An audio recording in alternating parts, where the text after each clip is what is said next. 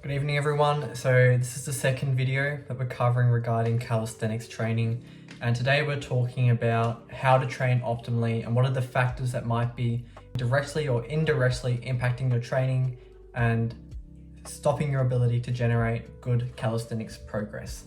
Now, the context of this question comes from one of my good friends / subscribers who basically asked, how important is it to train optimally? Should I be training when I feel tired? Should I be training when I feel sick? And we will cover this.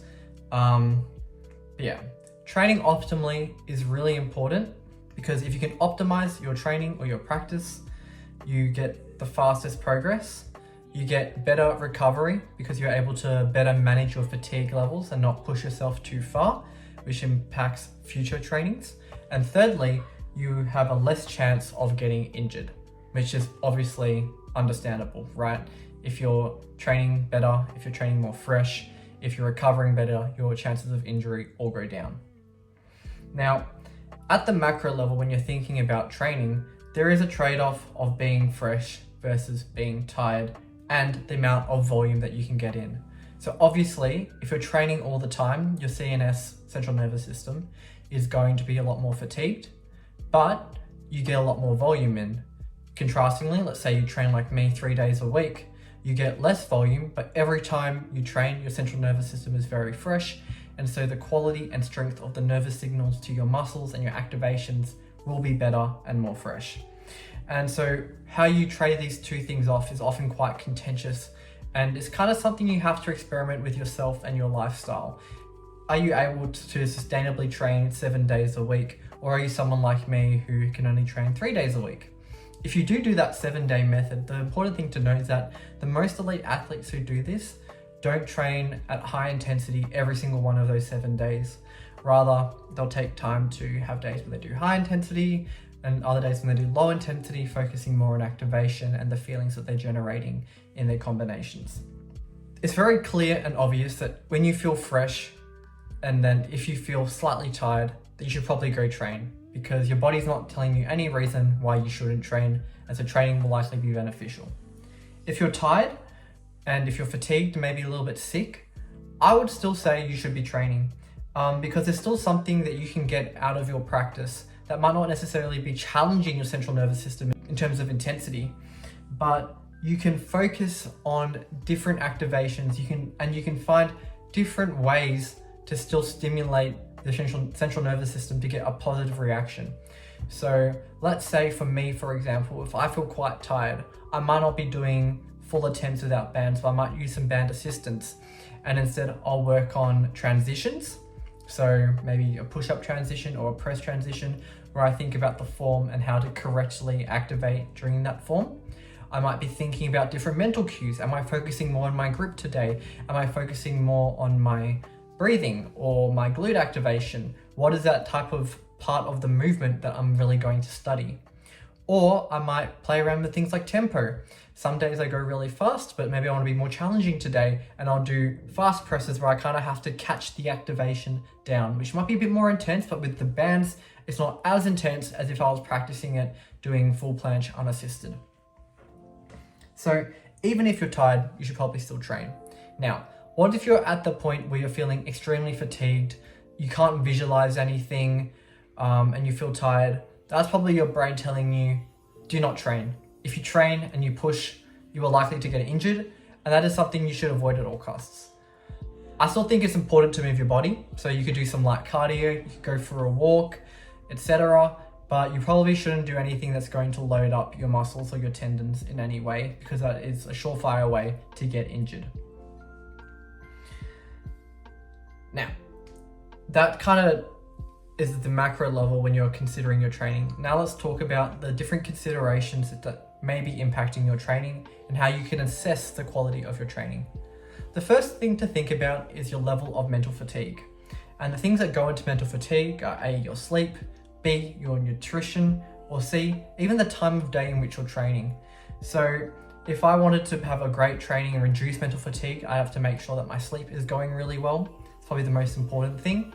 I have to make sure that I've had adequate nutrition, so I've had enough carbohydrate to feel my energy or creatine. So my creatine phosphate energy system is highly stimulated. And in terms of time of training, I probably like to do it in the early afternoon, a couple hours after I've eaten, so that I don't have all the blood flow going to my stomach when it really should be going to my shoulders, biceps, any other movement you're doing when you're doing the training. The second consideration is the physical conditions that relate to your training. And there are a lot of things that go into this. But for example, grip is ultra important.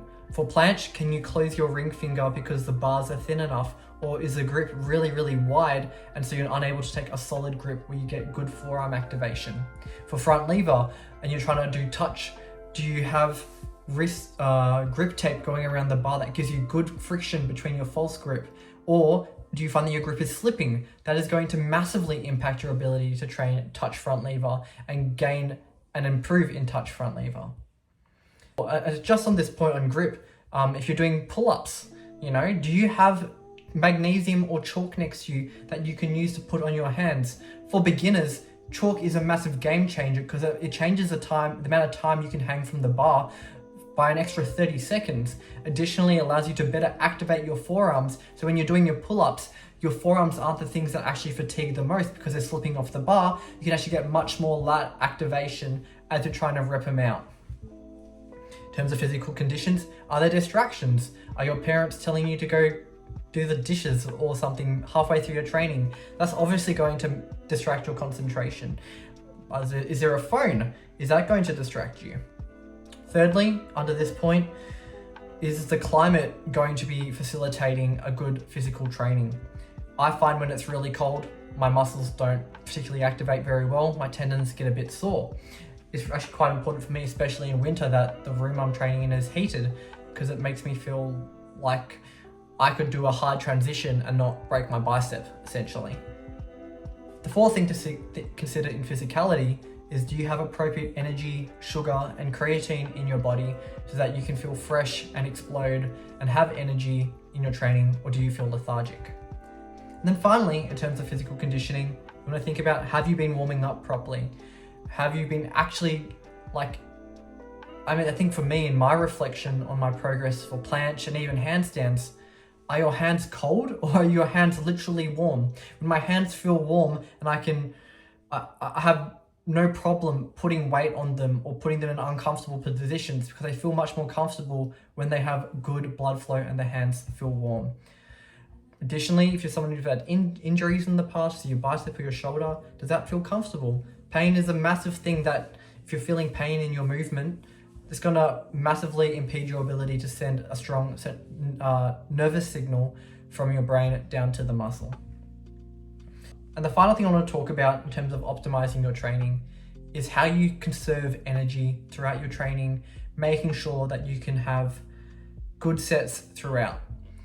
Because I might have touched on this in earlier videos, but whether you feel excited or not about your set, whether you feel like it's a challenge or something that you can achieve, is what makes training fun and what actually helps you facilitate strong nervous systems to your muscles.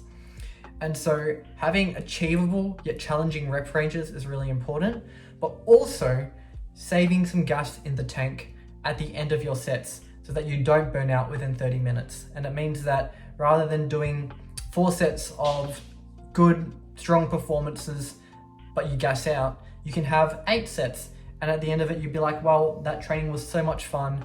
I felt great all the way through it, maybe a little bit tired at the end. But it means if you train tomorrow or maybe in the day after, you'll feel just as good, maybe even better, and you'll keep on progressing.